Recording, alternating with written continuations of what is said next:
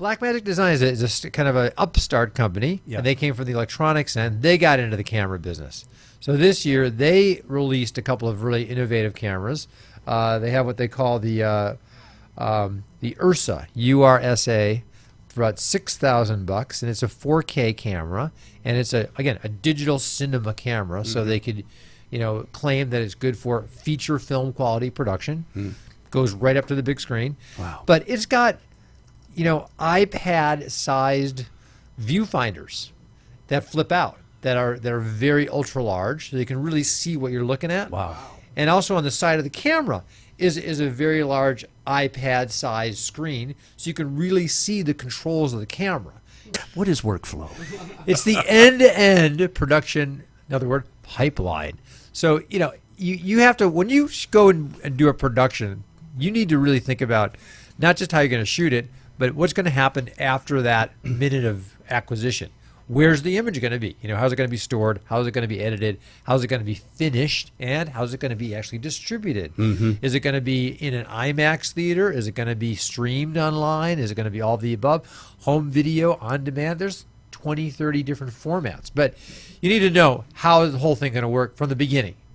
Is there anything new that is working, that is hot, that's the current thing? There's a lot of tools now. So there's a whole industry of tools, mostly relevant to brands. So if you're a brand executive, a chief marketing officer, or a product manager, you really now have to get very serious about studying these complicated software products. There's one called Video Grader from a company called Pixability. Pixability makes tools to help you analyze your YouTube channel to find out if it's working and why it may not be working.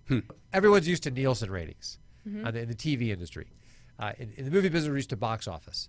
So what is it on the internet? Well, is it views? Is it subscribers? Is it tweets? Is it retweets? And everybody's slicing and dicing this different ways.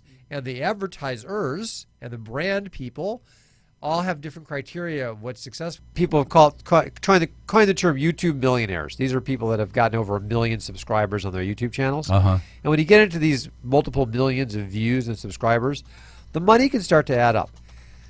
As an individual doing this, you have to promote it yourself.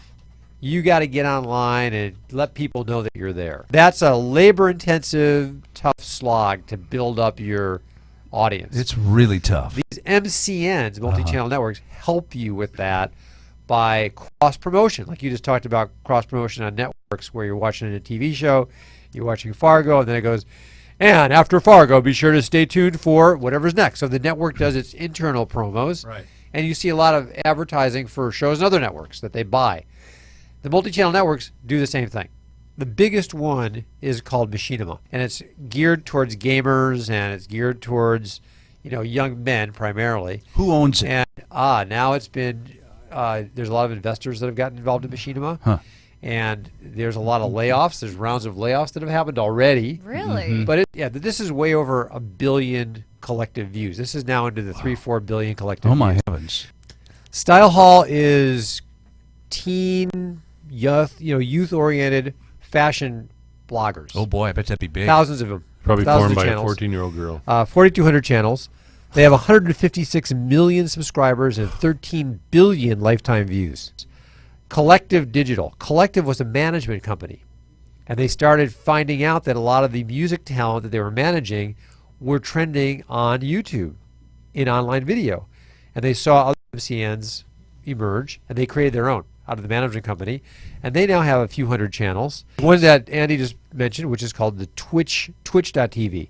It's an MCN about video gaming that features video game commentators that are talking about what's going on in the game. So you're watching the gameplay just like you'd be watching a sporting event, right? But the sporting event happens to be a video game with commentators telling you what's happening, giving you tips and tricks. These are the broadcast networks, which you're all familiar with.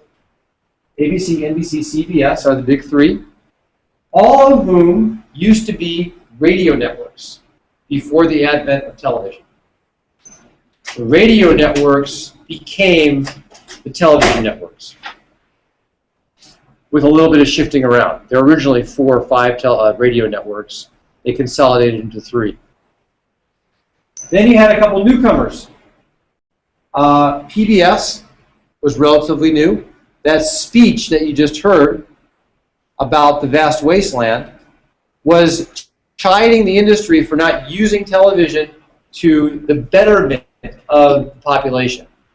Many people thought that the main use for television was going to be education, or operas, or concerts, or cultural events, because it was an amplification of entertainment, which traditionally was going to a theater to see a play or a concert, or to be educated.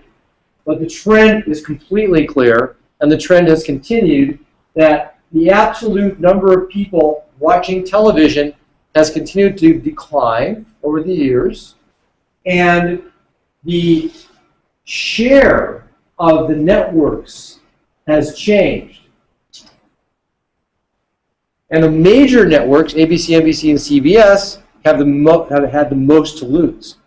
I mean, obviously, they started out being the only one, so they were a monopoly. So you started out being the only game in town, and then all of a sudden you had an incredible amount of competition from cable, which grew like crazy, and now you've got several hundred channels of cable. This is a building, a very, very, very big building, somewhere near Washington, D.C., and this is where our friends at the NSA live, National Security Agency. This is a data center that they're building in Utah for $2 billion, which will be the biggest data center in the world. So the NSA is the branch of the United States intelligence community tasked with signals intelligence. That means email, phone calls, data, foreign, and now also domestic if it involves foreign. Prior to the FISA amendment, the NSA could not monitor domestic signals traffic. It could not target citizens. Cultural convergence talks about the idea that people who become fans of an intellectual property, a TV show, a movie, a graphic novel, characters in a book, want to be immersed in that world 24/7. They want to get that feeling, that narrative, those characters through a variety of communication mediums that are beyond the original one.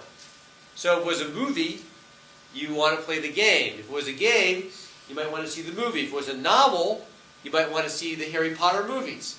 If you saw the Harry Potter movies, you might want to then get the Harry Potter board game or video game, or you might want to see the novelizations of the movies.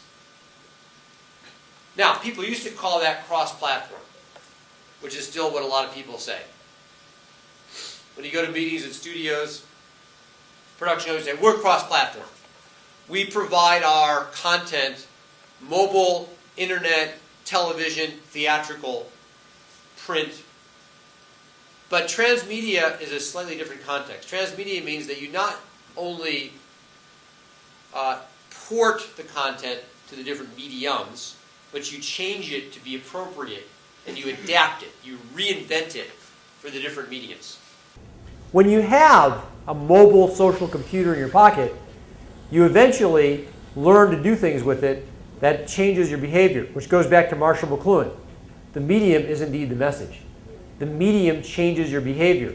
When you can have unlimited music in your pocket, well, a lot of people listen to more music. They make more playlists. They recommend more songs. They discover